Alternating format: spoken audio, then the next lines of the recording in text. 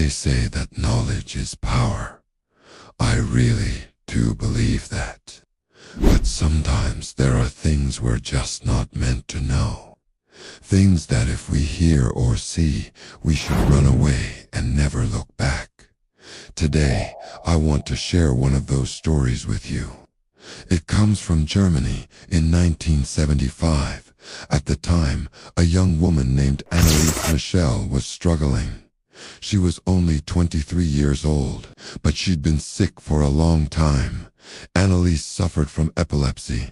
She'd had seizures since she was a teenager, but now they were getting worse. She began hearing terrifying noises. She saw horrifying visions, and she felt something dark inside her growing stronger every day. She tried to talk to doctors about what she was seeing, but they could not help her. She was desperate, so she reached out to the one place she hoped could save her, the church. At first, she received some comfort. She was a devout Catholic and found solace in prayer. But then things changed. The visions became more violent. The priest claimed Anneliese was being targeted by evil. She needed an exorcism. Her family agreed, but the church was reluctant. The official line was that the devil didn't exist, so the idea of performing an exorcism was officially rejected. It wasn't until 8 months of arguing that the church relented. They sent 2 priests, Father Arnold Renz and Father Ernst Alt, to perform an exorcism. But what they found would change their lives forever. In total, they conducted 67 exorcism rituals. Each one revealed a new level of horror. According to the priests, each ceremony got progressively worse. First, there was growling, then the growls turned into screams, and by the end, it was impossible to go near the girl. As Father Renz later said, she did not recognize us. She hated us. What happened during those ceremonies? Well, according to the priests, Anneliese would scream in many different voices. Sometimes she sounded like an old man, sometimes like a little girl. Most terrifyingly, she spoke in perfect Latin. This was weird because Anneliese never learned Latin.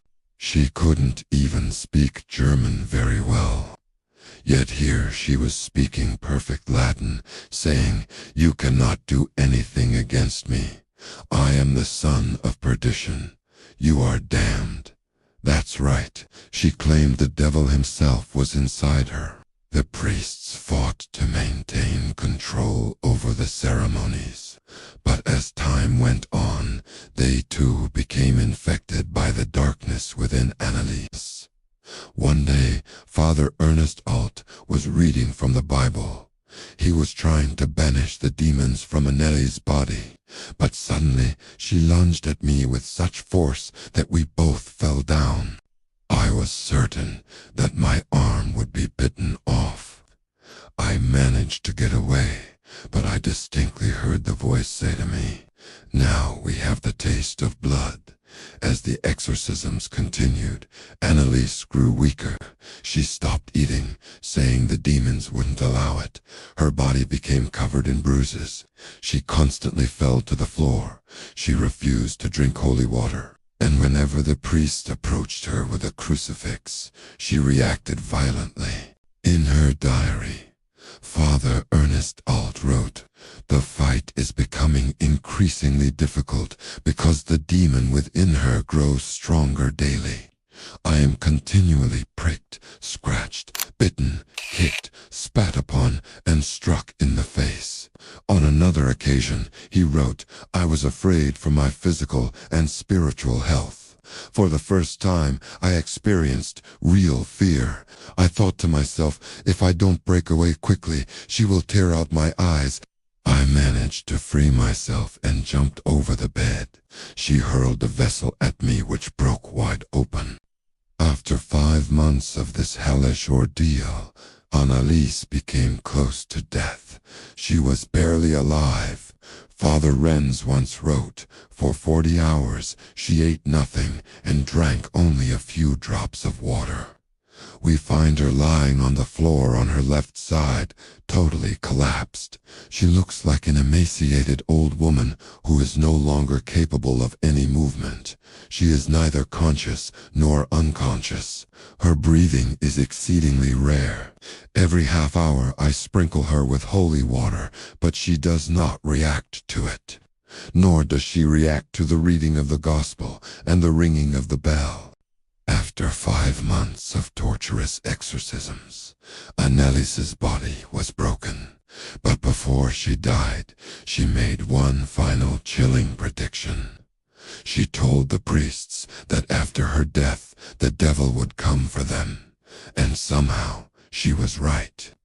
After Anneliese passed away, the 2 priests were investigated. They were accused of neglecting the girl. They were charged with negligent homicide. A judge ruled that they were guilty of manslaughter. The 2 priests lost their jobs, their careers ruined. But all the while, they maintained that they truly believed Anneliese was possessed. And then there's the question, how did she die exactly? Was it possession or medical complications? Well, at first glance, it seems clear that Anneliese was suffering from something physical. After all, she suffered from epilepsy and other mental illnesses.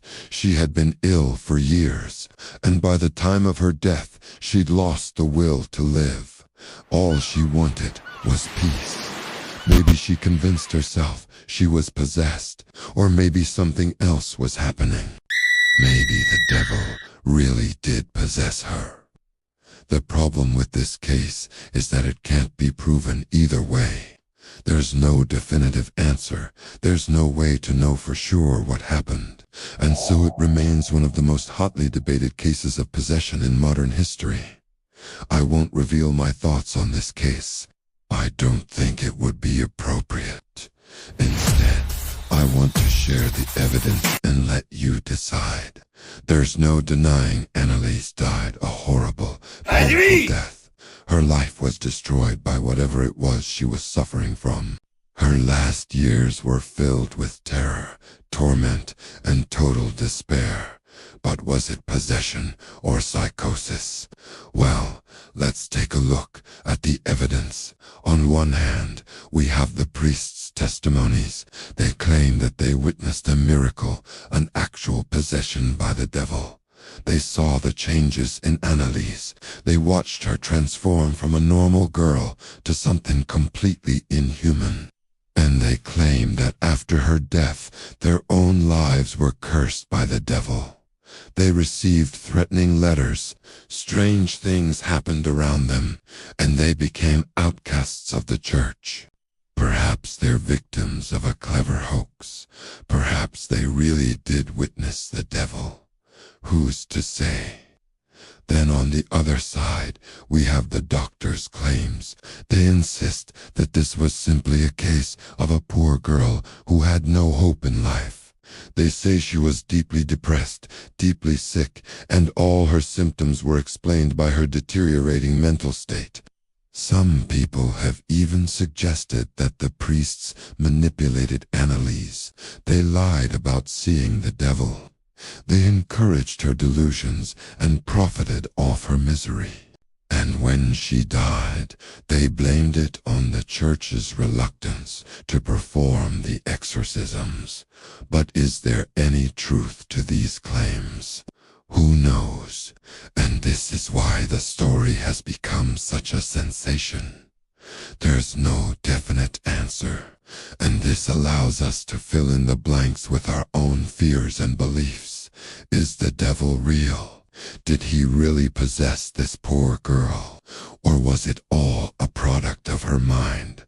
Well, I think the truth is somewhere in between. Anneliese was sick, very sick, but something was happening to her that she couldn't understand. Whatever it was, it drove her insane. And rather than seeking medical treatment, she turned to the church. Unfortunately, the church was slow to respond. They saw Anneliese as a burden.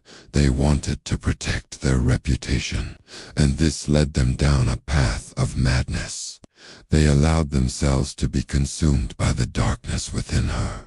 And when she died, they were unable to escape that darkness. This case is heartbreaking. It shows the dangers of unchecked religious fervor and the devastating consequences of ignoring mental illness. Whatever was happening to Anneliese, it needed to be treated. But instead, she was shunned, ignored, and ridiculed. As for me, I'm just glad to be alive. It's good to see the sun shining through the trees, to hear the birds singing in the morning, to feel the wind on your skin. Life is a gift, and no matter how hard things may seem, we must keep going. We must stay strong, because who knows what horrors might lie ahead? Who knows what darkness may be lurking in the shadows? But one thing is for sure. If we lose hope, we lose everything. So thank you for watching. And always remember, there's more to our world than what meets the eye. What do you think happened to Anneliese? Let me know in the comments below.